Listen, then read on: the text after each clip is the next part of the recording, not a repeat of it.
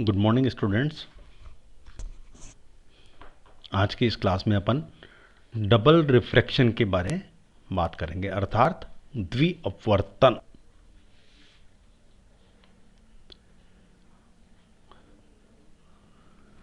तो कैल्साइट के क्रिस्टल में से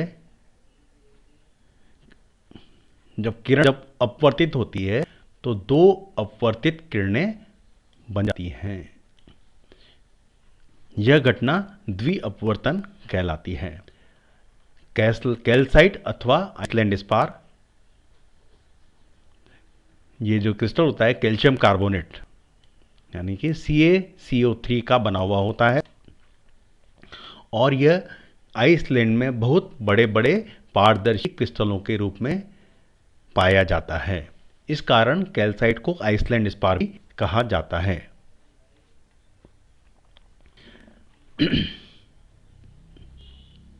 यह अनेक रूपों के क्रिस्टल में होता है और उसे दरार बनाकर अथवा तोड़कर समांतर षटफलक में परिवर्तित किया जा सकता है।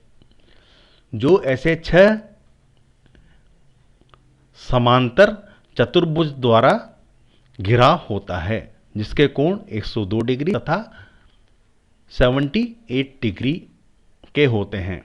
अगर ज़्यादा एक्यूरेसी की बात करें तो 101 डिग्री और 55 मिनट, और दूसरा 78 डिग्री और 5 मिनट के होते हैं। आप इसको 102 78 ही बोल देते हैं। अब अपन बात करते हैं प्रकाशीय अक्ष की, यानी कि ऑप्टिक एक्सिस। समांतर षटफलक के दो आमने सामने के कोनों ए तथा एच, ये वाला कॉर्नर है एच, ये है, ये कॉर्नर ए और ये है एच।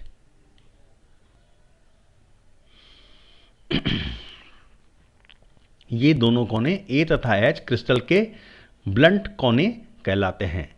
ए से खींची हुई ऐसी रेखा जो तीनों कोण में से प्रत्येक के साथ एक सा कोण बनावे प्रकाशीय अक्ष की दिशा प्रस्तुत करती है।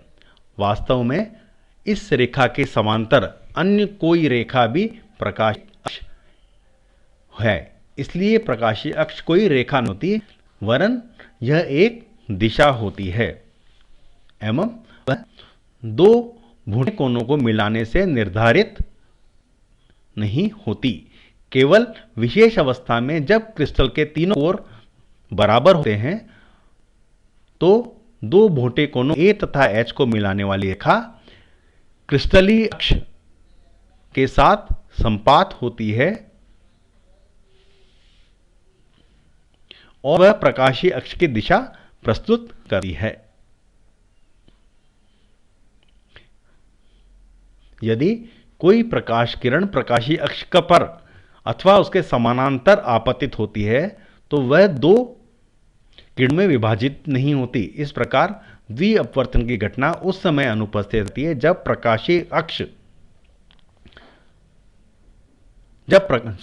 उस समय अनुपस्थित रहती है जब प्रकाश प्रकाशीय अक्ष की दिशा में क्रिस्टल में प्रविष्ट होता है। अगर इस क्रिस्टल का जो डायग्राम, अगर एक डायग्राम ये है, इसके जो चारों फेस होते हैं समांतर षटफलक के, इसके ये समानांतर चतुर्भुज होते हैं, जिसका एक कोण 102 डिग्री का और दूसरा कोण इसका 78 डिग्री का होता है। अभी पहले ही बताया था। इसमें ए और एच जो ब्लंट कॉर्नर्स हैं, इसके ये सारे कोण 102 डिग्री के अधिक कोण होते हैं। ये इसके भी होते हैं और एच वाले उसके भी होते हैं। ठीक है। तो ये अपन ने ऑप्टिक एक्सिस की दिशा बता रखी, ये जो दिशा बता रही है ना, ऑप्टिक एक्सिस की दिशा है।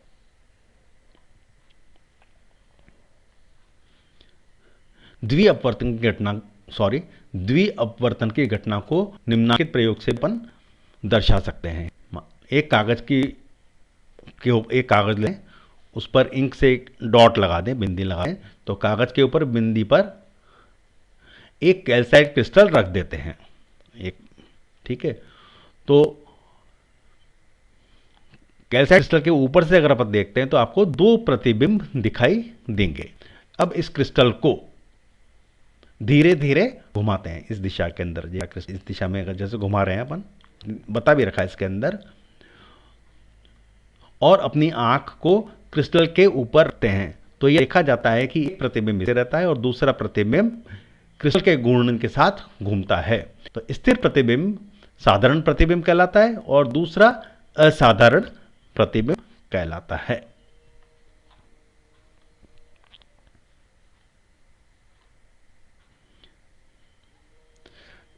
अब यदि कोई प्रकाश किरण ए बी आपतन कोण आई बनाते हुए कैल्साइट क्रिस्टल के ऊपर आपतित हो गया, तो आपका कैल्साइट क्रिस्टल है, इसके ऊपर आई एंगल बनाते हुए कैल्साइट क्रिस्टल के ऊपर इंसिडेंट होती है, तो वह क्रिस्टल के ऊपर दो भागों में भीतर दो पथों की राह में अपवर्तित होती है। पहला BC की दिशा में अपवर्तन कोण R2 तथा BD की दिशा में अपवर्तन कोण R1 बनाते हुए ये दो भागों में विभक्त होती है। एक किरण BC दिशा में जाती है, इसका अपवर्तन कोण R2 है, और एक किरण BD दिशा जाती है, इसका अपवर्तन कोण R1 है। और इस कैल्साइट क्रिस्टल के में निकलने के बाद जो किरण R1 R2 अपवर्तन कोण बना रही थी वो CE दिशा में चल जाती है, और जो किरण R1 अपवर्तन कोण बना रही थी वो DO दिशा के अंदर आगे चली जाती है। ये दोनों किरणें DO तथा CE की दिशा में निर्गत होती हैं और परस्पर समानांतर भी होती हैं।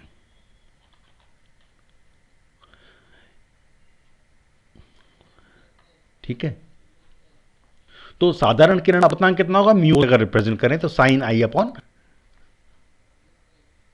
Sign R1। आई क्या है, एंगल इंसिडेंट है, और यह R2, और R1 क्या है, एंगल ऑफ रिफ्रैक्शन है। जो किरण R2 रिफ्रैक्शन अपवर्तन कोण बना रही है